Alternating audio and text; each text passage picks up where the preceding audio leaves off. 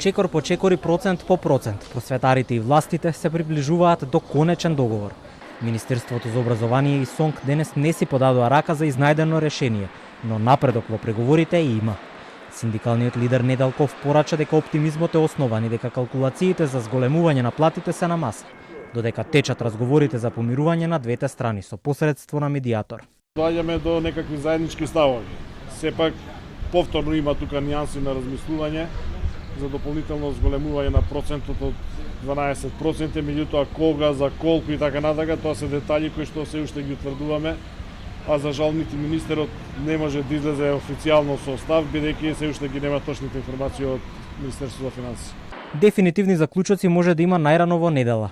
Токму тогаш истекува 10-дневниот рок предвиден за крај на преговорите со вклучен медијатор, но постои законска можност за активирање на дополнителен период од 10 дена, за да се дојде до подобро решение прифатливо за двете страни во спорот.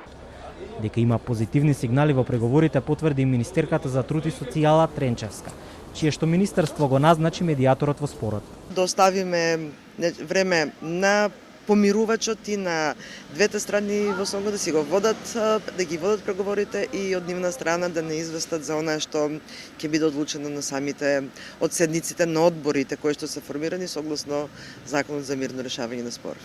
По информациите во јавноста дека за штрајкувачите од некои воспитно-образовни установи нема да има плата, бидејќи се вратени пресметките, од СОНК смируваат. За просветните работници од училиштата плата ќе има. Проблем има со дневниците за делот детска заштита, односно за вработените во градинките.